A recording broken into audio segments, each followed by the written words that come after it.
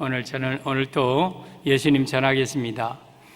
오늘 제목은 보혜사가 책망하신 세 가지라는 제목으로 말씀드립니다. 예수님이 사역 말기에 제자들에게 가끔씩 툭툭 던지는 말이 어디를 가신다는 거예요. 떠나간다는 거예요. 너희가 지금은 나를 따라올 수 없지만 나중에는 따라온다는 거예요. 그러니까 제자들이 지금 예수님 믿고 우리 직업도 다 버리고 따라왔는데 예수님이 어디를 가신다고 자꾸 하니까 마음에 근심이 생겼어요. 그리고 두려워서 선생님 어디로 가십니까? 어디로 간다는 말입니까? 묻지도 못해요. 묻지도. 근데 예수님께서 얘들아, 내가 너희를 떠나가는 것이 유익이니라. 내가 떠나가지 아니하면 보혜사가 너희에게 오시지 아니할 것이요 내가 가면 그를 너희에게로 보내리라. 그러니까 예수님이 떠나가야 보혜사가 오신다는 거예요. 여러분, 예수님이 만약에 지금까지 이 땅에 계셨더라면 아마 예수님의 그 보혜사의 은혜는 그 팔레스타인에 국한된 예수님 주변에 있는 몇몇 사람들에게 그 은혜가 임했을 거예요. 근데 예수님이 떠나가시고 우리에게 주신 보혜사는 성령인데 성령으로 인해서 지금은 훨씬 더 광범위하게 그리고 지구상에 있는 모든 사람들에게 보혜사의 은택을 입게 되는 거예요. 그래서 사실은 제자들에게는 안타까운 일이지만 떠나가는 것이 너에게 유익이라고 하신 거예요. 그러면서 보혜사가 오면 세 가지를 책망할 것이다. 죄에 대하여, 의에 대하여, 심판에 대하여 세상을 책망하실 거라. 이런 말씀을 예수님이 해주셨어요. 여러분, 우리가 다른 사람에게 책망받고 사는 것보다는 칭찬받고 살아야 되잖아요. 그죠? 그런데 다른 사람에게 책망받는 것은 그러다 친데 성령님께 책망을 받는다? 보혜사에게 책망을 받는다? 그건 무서운 일이죠. 저는 여러분들이 보혜사 성령님께 책망받는 자가 아니라 칭찬받는 자가 되기를 바랍니다. 그러면 보혜사 성령님이 오셔서 무엇을 책망하는가? 이 세 가지 책망을 말씀을 드리겠습니다. 저는 여러분들이 보혜사 성령님의 책망받는 자가 한 사람도 없기를 바랍니다. 보혜사께서 책망하시는 세 가지. 첫째, 죄에 대하여 책망하십니다. 죄. 오늘 8절이죠. 그가 와서, 보혜사가 오셔서 죄에 대하여, 의에 대하여, 심판에 대하여 세상을 책망하시리라. 그러면 이 말씀은 성령님은 죄를 책망하신다는 의미입니다. 우리 사랑하는 성도 여러분, 성령님은 죄를 책망하십니다. 여러분, 이 성령님은 계시록 5장 6절, 6장 5절에 보면 일곱 영, 일곱 눈, 일곱 등불의 성령님이에요. 그래서 온 땅을 두루 감찰하시는 분이 성령님이에요. 그러니까 성령님의 눈은 절대 피할 수가 없는 거예요. 아무리 나는 사람들의 눈을 피해서 내가 죄를 지어도 성령님의 불꽃 같은 눈은 그 죄를 적나라하게 드러내고 그 죄를 책망하시는 거예요. 그래서 우리는 죄를 책망하시는 성령님 앞에 책망받지 않도록 죄 짓고 살아서는 안 되는 겁니다. 그런데 그 죄가 어떤 죄냐? 9절에 예수님이 친히 해석해 놓으셨어요. 그냥 어떤 죄를 책망하는 게 아니라 죄에 대하여라면 그들이 나를 믿지 아니함이요. 아하, 최고로 큰 죄가 어떤 죄냐? 예수님 믿지 않는 죄예요.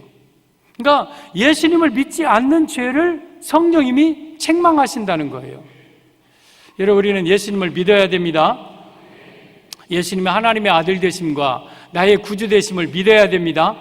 이거 믿지 아니하면 성령님께 책망받고 지옥 가는 거예요. 그런데 지금 여기에 12제자들은 지금 이미 예수님을 믿고 있는 사람들이에요. 믿고 있는 사람들인데 성령님이 와서 죄에 대하여 책망한다. 왜냐하면 그들이 나를 믿지 아니합니다. 그러면 예수님을 믿지 않는다. 나 예수님 믿고 있는데 왜 책망하십니까? 나 예수님 구세주로 믿고 있는데. 이 믿음은 어떤 믿음이냐? 예수님의 능력을 의심하는, 예수님의 능력을 믿지 않는 자들을 보혜사 성령님은 책망하신다는 의미입니다. 여러분, 우리가 신앙생활에서 예수님 나의 구주로 믿어요. 하나님의 아들이심을 믿어요. 이 믿음은 있어요. 그러나 하나님의 능력을 내가 절대적으로 의지하고 신뢰하지 못하고 내 인간적으로 계산해서 사는 사람은 예수님의 능력을 믿지 않는 거예요. 그 사람을 책망하겠다는 거예요. 요한복음 14장 1절에 너희는 마음에 근심하지 말라. 하나님을 믿으니 또 나를 믿으라. 그러니까 나 믿어라. 내 능력을 믿어라. 내 능력 믿고 너희들 마음에 근심하지 말아라. 그런데 예수님을 믿음에도 불구하고 교회 다님에도 불구하고 예수님의 능력을 믿지 못하고 어려운 일 당하면 근심하고 염려하고 좌절하고 낙심하고 그래요. 그건 뭐예요? 예수님에 대한 능력을 믿지 못하는 거예요. 그걸 책망하겠다는 거예요. 왜 너 나를 믿지 못하느냐? 왜 내 능력을 너는 의심하느냐? 여러분, 우리는 예수님의 능력을 의심해서는 안 돼요. 예수님의 능력을 믿어야 돼요. 요한복음 6장에 오면 베세다 광야에 수많은 사람들이 모였을 때에 음식이 떨어졌어요. 그래서 예수님께서 제자들에게 얘들아 너희가 먹을 것을 주어라 그랬어요. 그때에 이 빌립이라는 제자가 이런 말을 하죠. 선생님, 이곳은 날이 저물고 빈들입니다. 돌아가게 하셔야 되겠고, 여러분 이 떡을 구한다 200데나리온의 돈이 필요합니다. 그리고 떡을 어떻게 여기서 구하겠습니까? 그러면서 빌립은 못 구하겠다는 거예요. 여기서 도저히 불가능하다는 거예요. 근데 그 제자 중에 한 사람 안드레는 막 다니면서 뭔가 가능성을 찾았어요. 혹시 여기 먹을 거 가지고 있는 사람 있습니까? 혹시 여기 뭐가 작은 거라도 먹을 거 있는 사람 있습니까? 하고 막 찾으러 다녀요. 그러니까 작은 어린아이가 선생님, 저기 제 먹을 거 도시락이 하나 있습니다. 그래, 줘봐라 해서 뚜껑을 열어봤더니 보리떡 5개와 물고기 2마리예요. 그걸 가지고 예수님 앞에 갑니다. 선생님, 여기 보리떡 5개와 물고기 2마리 있습니다. 그러나 이것이 얼마나 큰 것이겠습니까? 그러나 그럼에도 불구하고 그것을 예수님께 바쳐요. 그러니까 예수님께서 축사하시고 떼어 주어라 해서 그들에게 떼어 주었더니 장정만 20세 이상 된 남자만 5,000명이 먹고 12광주리가 남았다. 그러니까 엄청난 기적을 체험한 거예요. 근데 여기서 빌립과 안드레 같은 모습들을 제가 가만히 보면서 교회 안에는 빌립과 같은 성도도 있고 안드레와 같은 성도도 있다. 그냥 무엇을 이렇게 하자고 하면 그냥 아예 와 이거 불가능합니다. 이거 못합니다. 이거 있을 수 없습니다. 그렇게 얘기하는 성도가 있고, 또 그럼에도 불구하고 우리 주님의 능력을 믿고 한번 해봅시다. 가능성을 찾아봅시다. 그런 안드레와 같은 성도가 있어요. 우리 교회에 필요한 성도들은 빌립과 같은 계산적인, 그래서 자기 계산과 자기 이해가 되지 않으면 그저 포기해버리고 불가능하다고 생각하는 빌립과 같은 집사님, 빌립과 같은 장로님은 없어서야 돼. 있어서는 안 되는 거예요. 우리는 안드레와 같은 집사님들 다 돼야 돼요. 우리는 비록 연약하지만, 우리가 할 수 있는 일은 비록 작지만 이거 예수님 앞에 드리면 예수님이 하실 수 있다는 믿음을 가지고 예수님의 능력을 의지하고 믿는 거예요. 그러면 주님이 역사하셔서 그 일을 이루어내는 거예요. 그래서 우리는 살아가는 동안 예수님의 능력을 믿고 사세요. 여러분, 나는 불가능하고 나는 부족하지만 우리 주님은 능치 못할 일이 없었기 때문에 주님께 그 일을 맡기는 거예요. 그런데 많은 사람들이 신앙생활을 함에도 불구하고 예수님을 믿지 못해요. 예수님의 능력을 믿지 못. 그래서 보혜사께서 왜 너는 하나님의 능력을 믿지 못하느냐고 여러분 책망하시는 거예요. 사랑하는 성도 여러분, 여러분 믿음을 가지고 살아가시기를 바랍니다. 여러분, 민수기 11장에 오면 이스라엘 백성들이 광야에 있을 때에 우리는 길이 험하다, 그리고 뭐 고기가 먹고 싶다 막 하면서 원망하고 불평해요. 그러니까 모세가 하나님 앞에 기도합니다. 하나님, 이 백성들이 고기가 먹고 싶다고 합니다. 그러니까 하나님께서 그래? 그러면 내가 고기를 너희들에게 먹여주마. 하루나 이틀이 아니고 닷새도 아니고 열흘도 아니고 한 달 동안 코에서 냄새 날 때까지 내가 너희들에게 고기를 먹여주겠다 그래요. 그러니까 모세가 믿지 못해. 이게 말도 안 되는 거예요. 광야에서. 그러니까 하나님께서 바다에 고기를 모은들, 또한 모든 양떼와 소떼를 다 잡은들 어찌 이 사람들을 다 먹이겠습니까? 그때 민수기 11장 22절에 예수님이 그렇게 하나님 말씀하셔요. 여호와의 손이 짧아졌느냐? 내일 이맘때에 하나님께서 역사하는 것을 보리라. 그러면서 다음 날에 저 지중해에서 바람이 불어오는데 바람 색깔이 새카매. 바람이 새카매. 그런데 가까이 오는 거 보니까 바람이 뭐 아니라 새야, 새. 새들이 메추라기라는 이만한 그런 메추라기 있어요. 맛있어요. 그거 진짜 맛있어요. 메추라기 팔아요. 꽁꽁한데 쫄깃쫄깃하고, 그 메추라기가 막 날라오는 거예요. 막 줄을 지어서 때를 지어서 어디서 그런 메추라기를 다 모으셨는지 모르겠어. 오다가 이게 이스라엘 지인에 와서는, 가까이 와서는 힘이 없어 하고 파닥파닥하고 거기서 다 떨어져. 다 떨어지는데 이게 죽지도 않아. 거기서 파닥 떨어져서 날개치고 떨어져 있는데, 사방 하룻길에 두 겹이시면, 한 겹이시면 어른의 팔꿈치에서 손가락까지 45cm, 50cm, 약 1m 되는 메추라기가 쌓여 있어요. 그러니까 그 메추라기를 걷어다가 막 그냥 다 쌓아놓고 막 창고에 쟁이고 드리고, 그래가지고 메추라기를 진짜 코에 넘치도록 먹어버려요. 근데 너무 쌓아놔가지고 탐욕의 무덤, 기브로 탔다와 그걸 인해서 재앙이 내렸죠. 여러분, 쌓을 수 있음에도 불구하고 너무 많이 쌓아놓으면 재앙이 임하는 거예요. 욕심내지 마시고요. 여러분, 모세가 지도자였음에도 불구하고 홍해를 모세가 가른 사람이에요. 여러분, 모세가 느비딘과 전투에서 손들고 이긴 사람이에요. 반석을 쳐서 샘물을 낸 사람이에요. 그럼에도 불구하고 하나님께서 한 달 동안 코에 넘쳐나도록 고기를 먹겠다고 하니까 모세가 믿지 못했어요. 그러니까 하나님이 화내셨어요. 여호와의 손이 짧아졌느냐?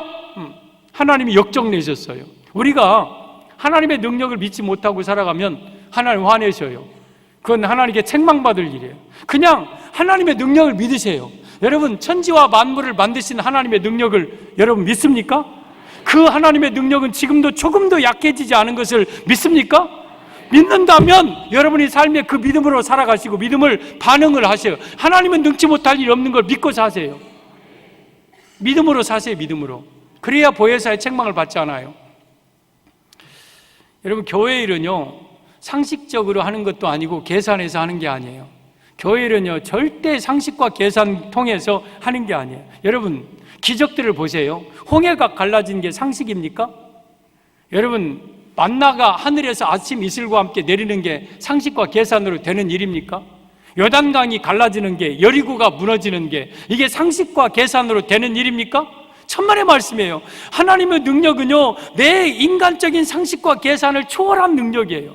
그냥 하나님께 믿고 맡기면 하나님이 그대로 역사하는 거예요. 그래서 교회 일을 할 때에 내가 상식과 계산을 해서 이것이 되고 안 되고 내가 구분할 게 아니에요. 하나님이 하시고자 하시면 하는 거예요. 그래서 교회 중직자들은 믿음이 있는 사람이 중직자가 돼야 돼요. 그래서 7집사는 성령과 지혜가 충만하고 믿음이 충만한 사람을 7명 뽑았어요. 그 믿음은 예수님에 대한 믿음, 이건 충만하고 안 충만하고 없어요. 있고 없고 뿐이지. 예수님을 믿으면 믿는 거고 안 믿으면 안 믿는 거지. 근데 믿음이 충만하다는 것은 믿음의 양적인 부분이 있다는 거예요. 그게 역사하는 믿음, 은사적인 믿음. 정말 예수님의 능력을 어떤 사람은 그냥 믿고 살아요. 그러면 그만큼 하나님이 역사하셔요. 근데 어떤 사람은 하나님의 능력을 못 믿어요. 그래서 자기 생각에 이해가 안 되면 안 해버려요. 그 하나님이 역사 안 하는 거예요. 그게 믿음이 없는 거예요. 믿음이 작은 거예요. 그래서 우리는 하나님의 일은 하면서 믿음으로 하세요. 절대 여러분 믿음으로 살아야 돼요. 여러분이 가정 꾸려나가면서 믿음으로 하세요. 믿음으로. 믿음으로 사는 자는 하늘 위로 받겠네. 무슨 일을 만나든지 만사 형통하리라. 무슨 일을 만나든지 만사 형통하리라. 여러분, 불가능을 가능케 하는 것이 3가지 있어요. 기도하면 불가능이 가능한 게 되고, 또한 성령 충만하면 불가능이 가능한 게 되고, 믿음으로 살아가면 불가능한 게 가능한 게 되고, 요단강이 있으면 그냥 발로 밟아버리는 거예요. 그냥 하나님의 능력을 믿고 아침에 나가면 거기에 만나가 있는 거예요. 여러분, 도우면 그냥 여리고가 무너지는 거예요. 이게 믿음이에요. 이게 믿음. 내가 예수님을 구세주로 믿는 믿음이 있음에도 불구하고 하나님의 능력을 믿지 못할 때에 성령님께서는 책망하시는 거예요. 여러분, 우리 성령님의 책망받지 말고 믿음으로 사세요. 하나님의 살아계심과 그의 능력을 믿으세요. 그럴 때 역사하시고 그럴 때 기적을 체험합니다. 보혜사 성령님은 죄에 대하여 책망하신다. 그러면 예수 믿지 않는 불신자들을 책망하는 건 당연하지거니와 예수 믿음에도 불구하고 믿음이 없는 사람들이 있다. 예수님의 능력을 믿지 못하고 불신하는 자들을 책망하신다. 저는 여러분들이 하나님의 능력을 그대로 믿고 신뢰함으로 책망받는 자가 되지 않고 기적을 체험하는 자가 되기를 바랍니다. 보혜사가 책망하신 세 가지. 둘째, 의에 대하여 책망하십니다. 의. 8절이죠. 그러나 그가 와서, 보혜사가 오셔서 죄에 대하여, 의에 대하여 책망하시리라. 아니, 죄에 대하여 책망하는 건 이해가 돼요. 근데 의에 대하여 책망한다? 심지어 예수님께서는 마태복음 5장 20절에 너희 의가 바리새인과 서기관과 보다 더 낫지 못하면 결단코 천국에 들어가지 못하리라. 그러면서 의롭게 살라고 그랬어요. 그러면 우리가 의롭게 살면 칭찬을 받아야 되는데 왜 책망하실까?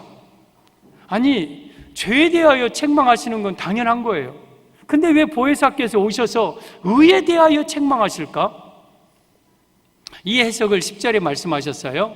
의에 대하여라 함은 10절에 내가 아버지께로 가니 너희가 다시 나를 보지 못하며, 이 부분에 대해서 예수님이 의에 대한 책망 부분을 설명하신 내용이에요. 그러면 지금 예수님께서 아버지께로 간다, 너희가 다시 나를 보지 못한다, 그러면 이게 무슨 말이냐? 십자가에서 못 박혀 죽으시고 그 피를 가지고 하나님의 보좌 앞에 나아간다는 거예요. 그러면 이것이 바로 하나님의 의예요. 이 하나님의 의. 그러면 이 하나님의 의를 의지하지 않고 인간의 의에 빠져 있는 그러한 사람들을 책망한다. 그러면 여러분, 의는 두 가지 의가 있어요. 하나는 인간의 의가 있어요. 인간의 의는 뭐냐? 내가 다른 사람보다 착하게 살고 다른 사람에게 좀 도와주고 선행을 많이 베풀고 신앙적으로는 내가 교회에서 열심히 봉사하고 기도도 많이 하고 헌금도 많이 하고 다른 사람보다 더 교회에 충직자고, 이런 것에 빠져서 내가 다른 사람보다 의롭다고 생각하고 있는 그 인간의 의에 빠져 있는 사람, 이 사람을 성령님은 책망하신다는 의미입니다. 여러분들 여기에 의에 대하여 책망한다는 말은 인간의 의에 빠져서 자신을 의롭다고 생각하고 있는 사람들을 책망하신다는 거예요. 보혜사 성령님은 이거 책망합니다. 여러분, 보혜사는 두 가지 보혜사가 있어요. 첫 번째 보혜사는 예수님이에요. 예수님이 이 땅에 오셔서 여러분 책망한 자들이 누구냐면 바리새인과 서기관들 책망했어요. 그들을 왜 책망했느냐면 의에 빠져 있는 자들이에요. 자기네들은 이만큼 11조하고 자기네들은 이렇게 금식하고 구제하고 기도하니까 저 기도 안 하는 저 바리새인들, 저 세리들, 기도 안 하는 저 이방 것들, 이것과는 우리는 차별이 된다, 우리는 그 사람들보다 의롭다 하면서 인간에 빠져 있는 그 바리새인들을 향하여서 예수님은 통렬하게 회칠한 무덤들아, 이 독사의 새끼들 하면서 책망했어요. 그러니까 첫 번째 보혜사도 인간의 의에 빠져 있는 사람들을 책망했어요. 그런데 또 다른 보혜사, 두 번째 보혜사이신 성령님도 똑같아. 이 땅에 오셔서, 우리 가운데 오셔서 바리새인처럼 인간의 의에 빠져서 나는 남보다 의롭다, 나는 남보다 낫다고 생각하는 자들, 그러한 자들을 통렬하게 예수님은, 보혜사 성령님은 책망하신다는 거예요. 그래서 여러분들은 인간의 의에 빠져서 살면 안 돼요. 내가 아무리 착하게 살아도, 아무리 내가 정말 열심히 봉사해도, 내가 다른 사람보다 선행을 많이 하고 구제를 많이 하고 정말 내 몸을 다 내어주면서 이 사회를 위해서 어려운 사람들을 위하여 산다 할지라도 그것은 하나님 앞에 자랑하고 내세울 인간의 의가 아니에요. 이사야 64장 6절에 오면 이런 말씀이 있습니다. 우리의 의는 다 더러운 옷 같으며 잎사귀 같이 시들므로. 여러분, 우리의 의는 다 더러운 옷 같고 잎사귀 같이 시들고 다 날아가 버릴 거다, 다 부서질 거다, 이게 이 의예요. 우리가 아무리 내가 정말 다른 사람에 비해서 깨끗하게 산다 할지라도 나의 그 인간의 의는 다 떨어진 걸레와 같은, 그리고 부서질 것들, 잎사귀같이 시들어버릴 것, 이게 인간의 의예요. 그러니까 여러분들이 물론 의롭게 살아야 돼요. 선행을 베풀면서 살고 교회에서도 열심히 봉사하고 내가 남들보다 정말 구제도 많이 하면서 살아야 돼. 그러나 그게 하나님의 은혜지, 그게 자랑거리가 되고 그것으로 인해서 다른 사람보다 내가 낫다고 생각하는 자들을 성령님은 통렬하게 책망하시는 거예요. 여러분, 예수님 당시 바리새인을 책망할 자가 누가 있었어요? 아무도 없었어요. 바리새인은 정말 다 의로운 줄 알았어요. 그 자기네들은 의에 빠져서 살았어요. 이 땅에 살아가는 동안 자기 자신에 대해서 의롭다고 생각하고 정말 남들이 봐도 저 사람은 멋진 사람이야, 저 사람은 정말 모든 면에 완벽한 사람이야, 많은 구제하고 많은 선행을 베풀고, 그렇게 하는 사람을 누가 책망하고 누가 여러분 정죄하겠습니까? 그러나 성령님은 책망하고 정죄하는 거예요. 여러분들이 의롭게 살지 말라는 게 아니에요. 정말 말씀 그대로 우리는 바리새인과 서기관보다 더 의로워야 돼요. 그러나 그 의에 빠져서 나는 남보다 의롭다, 나는 남보다 낫다, 그렇게 생각하고 만약에 여러분들이 살아간다면 보혜사 성령 여러분을 책망하셔요. 그래서 우리 항상 겸손한 마음으로 인간의 의가 아니라 하나님의 의를 붙들고 살아야 돼요. 십자가 붙들고 살아야 돼요. 주님, 내가 비록 하나님의 은혜로 깨끗하게 살지만, 내가 비록 하나님의 은혜로 교회에서 열심히 봉사하지만 이건 내 노력과 내 능력이 아닙니다. 주님의 은혜가 아니면 난 살아갈 수 없습니다. 주님의 십자가가 아니면 난 살아갈 수 없습니다 하면서 십자가 앞에 나가서 그 눈을 들어서 십자가를 바라보는 하나님의 의를 붙잡는 자가 진정한 의로운 자인 거예요. 여러분, 우리는 인간의 의에 빠져 살아서는 안 되는 거예요.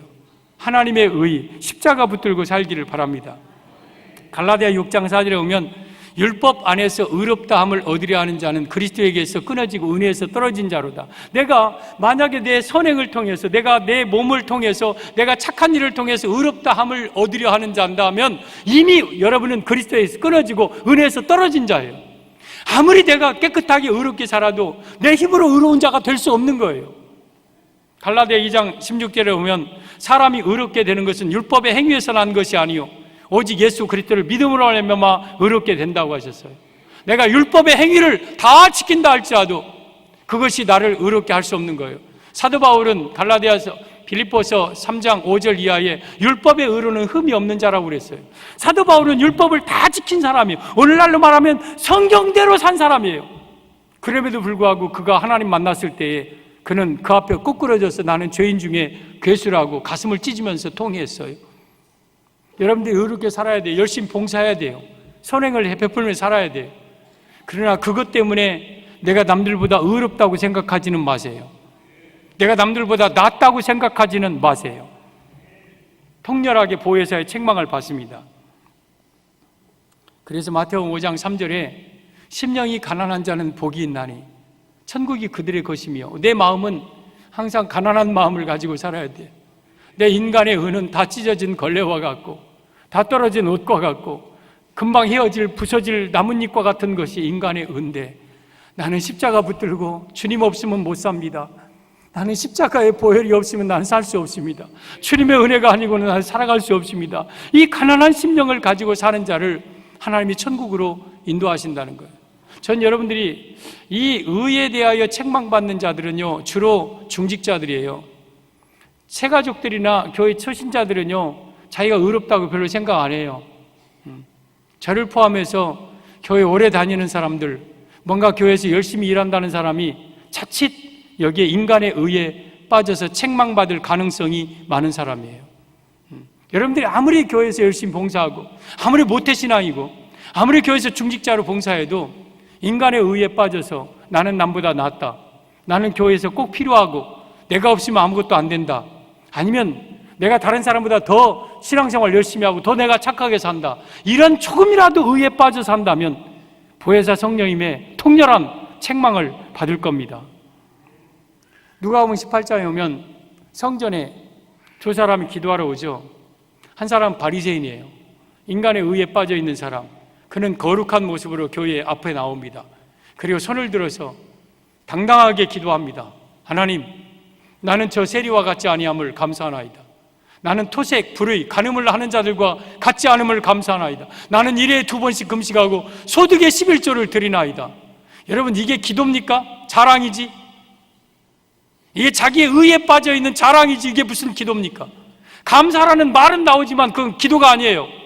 자기 자신을 드러내는 인간의 의에 빠져 있는 바리새인의 모습이에요. 그런데 한 사람은 세리였어요. 어찌 구석지에 앉아서 가슴 두드리면서 감히 하늘을 우러러보지도 못하고, 주여, 나는 죄인이로소이다. 나를 불쌍히 여기소서. 나는 죄인이로소이다. 나를 불쌍히 여기소서. 이 두 사람을 가리켜 예수님은 세리를 의롭다고 해주셨어요. 진짜 의로운 사람은요, 바리새인이 의로운 사람 아닙니까? 금식하고 기도하고 구제하고 정말 거룩하고 경건하게 사는 바리새인이 남들 보기에 의로운 사람 아닙니까? 그런데 예수님은 그 바리새인을 향하여 책망하고 세리를 오히려 의롭다고 한 거예요. 우리는 세리와 같은 마음으로 살아야 돼요. 항상 가슴 두드리면서 주님, 내가 열심히 봉사하지는 하지만 이것이 하나님의 은혜요, 나는 죄인입니다. 나를 불쌍히 여겨달라고, 나를 붙잡아달라고 가난한 마음으로 상한 심령으로 주님 앞에 나아가는 그러한 인간, 하나님의 의를 붙잡고 사는 자가 진정 의로운 자예요. 저는 여러분들이 성령님의 책망을 받지 않기를 바랍니다. 성령은 죄에 대하여 책망합니다. 예수님을 믿지 않는 죄, 예수님의 능력을 믿지 않고 자기 계산적으로 사는 사람들, 이것을 책망합니다. 이게 죄라고 그랬어요. 두 번째는 의, 자기 인간의 의에 빠져서 남들보다 의롭다고 생각하고 남들보다 낫다고 생각하고 다른 사람을 은근히 무시하고 이러한 자들을 성령님은 책망하신다는 거예요.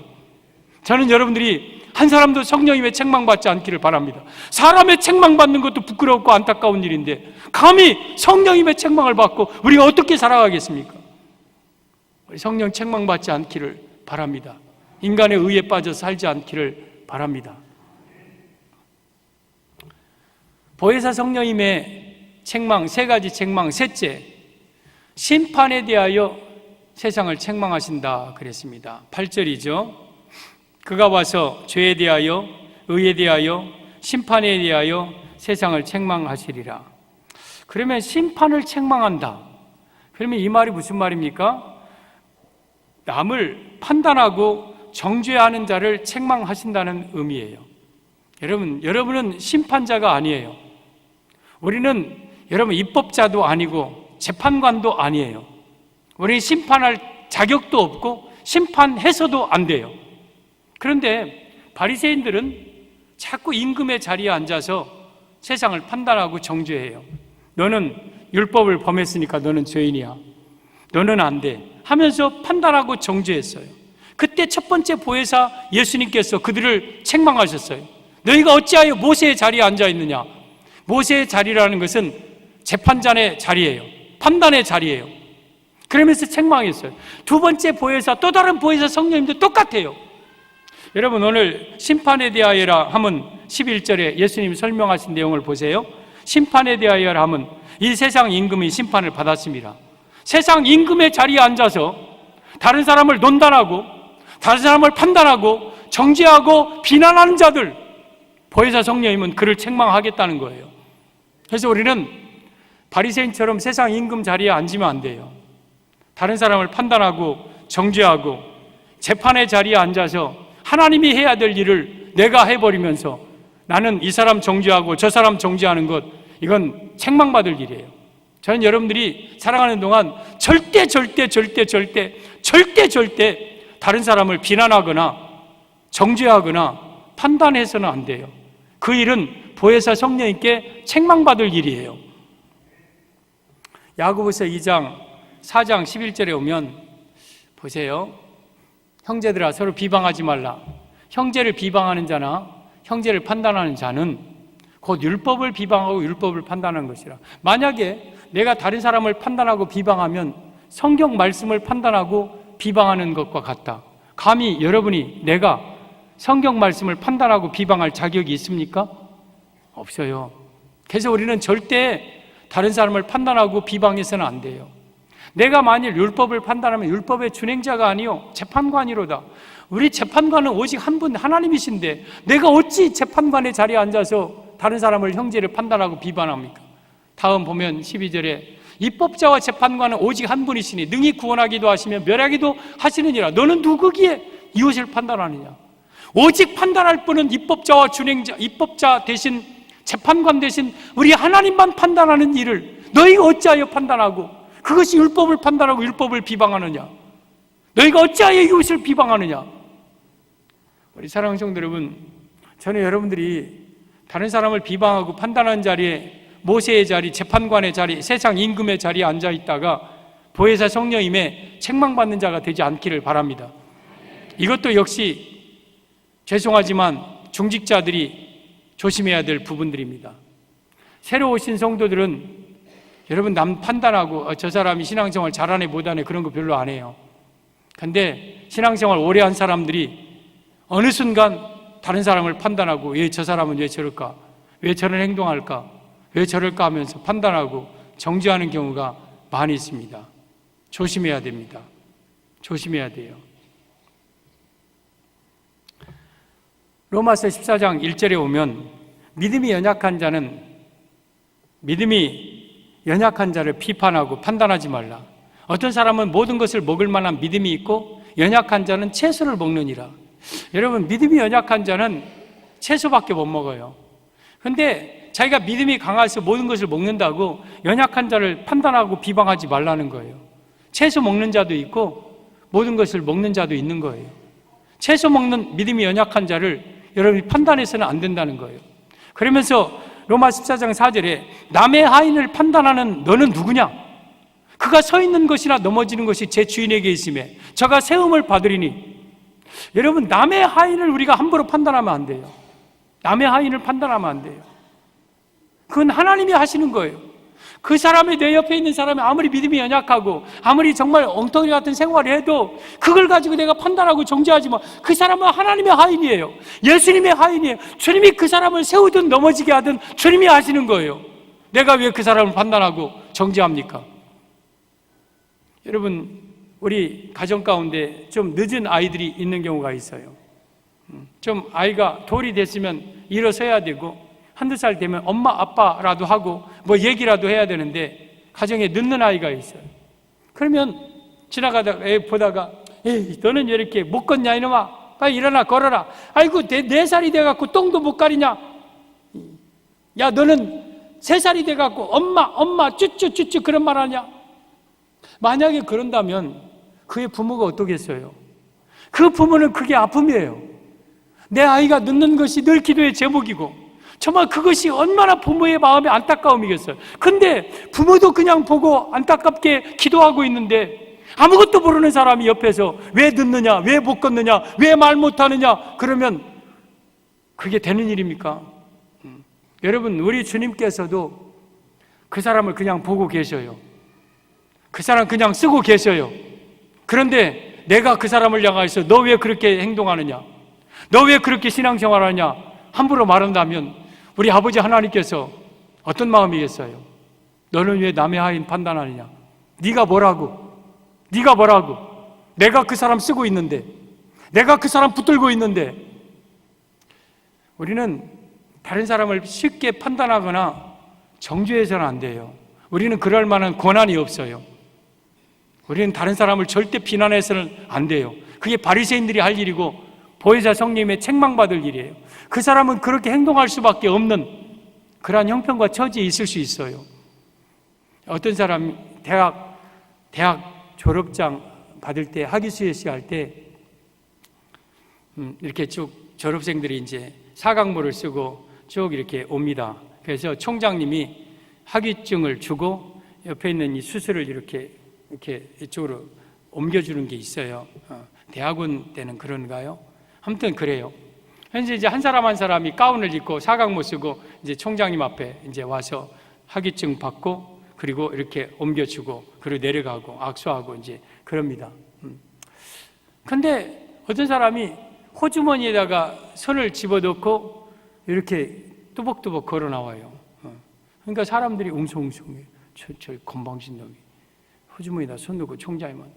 근데 그것도 더 나가서 학위증도 한 손으로 받아. 그러니까 사람들이 여기저기서 장례에서 막 웅성웅성하고 저런 놈이 대학 나왔다, 대학원 나온다고. 저런 놈이 인간이 돼야지. 어떻게 저기 건방지게. 그런데 알고 보니까 그 사람은 손이 없는 사람이에요. 손이 없어. 그냥 이것을 덜렁덜렁하기 뭐하니까 여기다 호주머니에다 옷을 집어넣는 거예요. 근데 그것도 모르고 저를 건방지다고 사람들이 비난하고 그러면 어떻게 되겠습니까? 그 사람은 그렇게 행동할 수밖에 없는 이유가 있어요. 그 사람은 그렇게 말할 수밖에 없는 이유가 있어요. 저도 그런 경우를 한번 체험을 해가지고요. 제가 장흥에서 경로대학 우리 어르신들을 이제 이렇게 경로대학을 몇 년 동안 운영을 했어요. 기도원에서 막 게임도 하고, 저는 게임을 되게 막 자주 막 또 재밌게 저 게임 잘 인도하거든요. 어린아 유치원 아이들이든 어른이든 모아놓으면 막 저는 막 그냥 한두 시간, 1시간 정도는 재밌게 즐겁게 할 노하우가 하도 많이 하니까. 그래서 막 기도원에서 어르신들하고 막 나와서 막 게임을 하고 그러면서 막 즐겁게 재미나게 지내는데, 이제 나오라고 해서 나와서 그냥 쉬운 거니까 나와서 이렇게 하라고 하니까 어느 할아버지가 절대 안 나와. 그냥 앉아있어요. 내가 보기에는 다리는 조금 절기는 하지만 충분히 이 게임을 할 수 있는데 안 나오셔. 그래서 할아버지 나와요. 그래도 아이고 못 나간다고. 그러다가 어느 가을날 이제 소풍을 가서 온천에 이렇게 모시고 갔어요. 그래서 이제 여자 선생님들은 어르신들, 여자분들 가서 때밀어드리고, 남자 이제 그 어르신들과 남자 도우미들하고 이제 제가 이제 가서 이렇게 목욕을 하면서, 저는 이제 이분들이 얼마나 등을 밀었겠어요. 그러니까 이제 이태리 타올을 양손에 들고 다니면서 막 계속 이제 밀어주고 이제 다녔죠. 근데 한 분은 이제 꽉 또 밀고 있어요. 그래서 이제 저도 어르신하고 이제 이렇게 등을 밀어주는데 그분이 다리가 없더라고요. 다리가 없어. 옆에 보니까 다리를 하나 세워놨어요. 근데 저는 이렇게 벗겨놓으니까 잘 모르겠대요. 저는 그분인 줄 몰랐어. 근데 보니까 그 내가 왜 안 나옵니까? 하고 하는 그분이요. 근데 나는 그분이 다리가 없는 줄 몰랐어요. 근데 다분히 다리가 없는 분이었어. 그러니까 본인이 얼마나 안타까웠겠어요. 나도 나가고 싶지. 나도 뛰고 싶지. 근데 실수할까봐 못 나오는 거야. 아픔 때문에 못 나오는 거야. 근데 나는 왜 못 나오냐고 내 마음속으로 막, 저분 나와도 될 텐데. 그런 게 그 앞에 의적이 옆에 있는 걸 보고 내가 그 뒤에서 죄송해요, 어르신. 죄송해요. 하면서 내가 뒤에서 눈물을 흘리면서 그분 등을 닦아드린 적이 있어요. 그러니까 모르니까 그런 거예요, 모르니까. 우리는 다른 사람에 대해서 함부로 판단하거나 정죄하면 안 돼요. 그분은 그럴 만한 이유가 있어요. 그분은 그렇게 행동할 만한 이유가 있어요. 그래서 우리는 절대 다른 사람을 비난하거나 판단하거나 정죄하는 그러한 모세의 자리, 세상 임금의 자리에 앉아 있으면 보혜사 성령님께 책망받는 거예요. 마태복음 7장 1절에 비판을 받지 아니하려거든 비판하지 말라. 너희의 비판하는 그 비판으로 너희가 비판을 받을 것이요 너희의 헤아리는 그 헤아림으로 너희가 헤아림을 받을 것이니라. 어찌하여 형제의 눈 속에 있는 티는 보고 내 눈 속에 있는 들푸는 깨닫지 못하느냐. 여러분, 내가 다른 사람한테나 하나님께나 비판 안 받으려면 다른 사람 비판하면 안 돼요. 내가 하나님께 헤아림을 받지 아니하려면 나는 다른 사람 헤아려서는 안 돼요. 저는 부탁합니다. 여러분들이 살아가는 동안 절대 다른 사람을 비난하거나 판단하거나 정죄하지 마세요.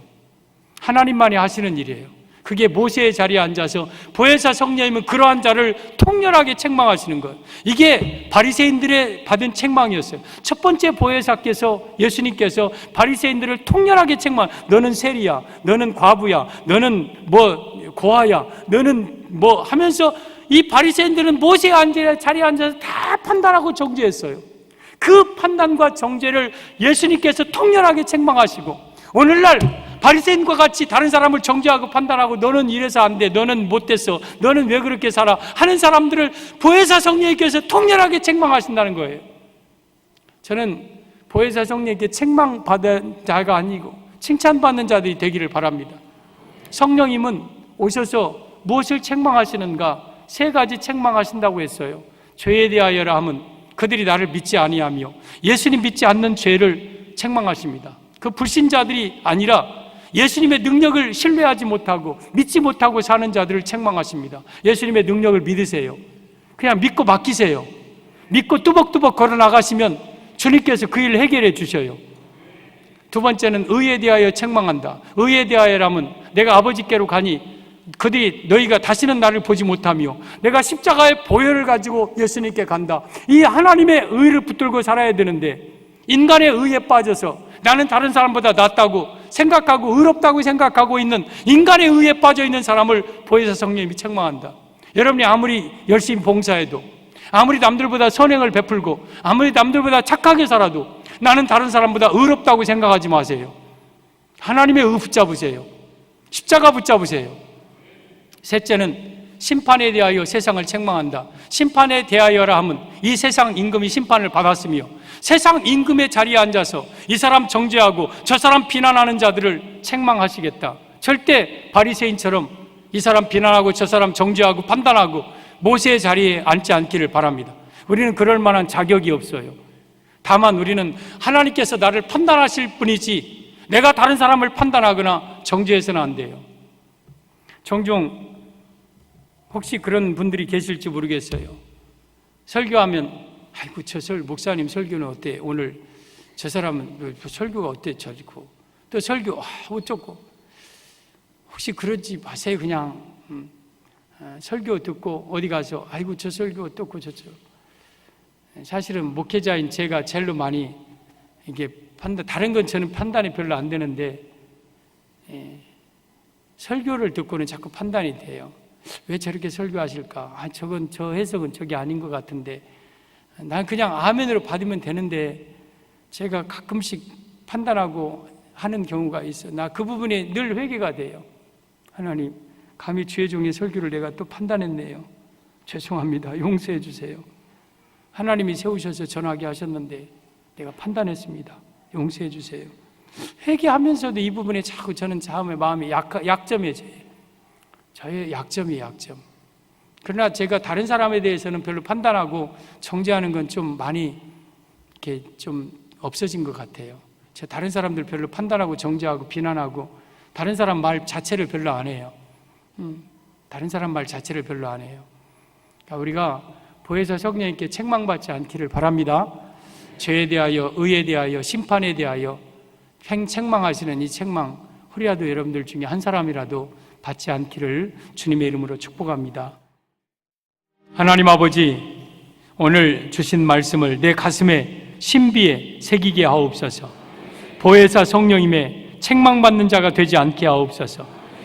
우리 예수님을 믿지 못하여서 인간적인 계산과 생각과 상식으로 사는 죄를 회개합니다. 용서하시고 이제는 예수님의 능력을 믿는 믿음으로 살게 하옵소서. 또한 내가 남들보다 의롭다고 생각하며 인간의 의에 빠져 있는 하나님의 의는 놓치고 인간의 의에 빠져 사는 사람을 책망하시는데 저희들 절대 결코 인간의 의에 빠져 남들보다 의롭다고 남들보다 낫다고 생각하며 교만하지 않게 하옵소서. 또한 저희들 심판의 자리, 모세의 자리, 세상 임금의 자리에 앉지 않기 원합니다. 다른 사람을 비난하고 정죄하고 판단하고 비방하는 일을 하지 않게 하옵소서. 보혜사 성령님께 책망받는 자가 한 사람도 없게 하옵소서. 다시 오실 예수님의 이름으로 기도 올리옵나이다. 아멘. 주 예수 그리스도의 은혜와 우리 아버지 하나님의 무한하신 사랑하심과 성령님의 유로교통 충만하신 역사가 사랑하는 온 성도들 머리머리 위에, 자녀들 위에, 가정직장 생업 위에 이제로부터 영원까지 함께 있을지어다. 아멘.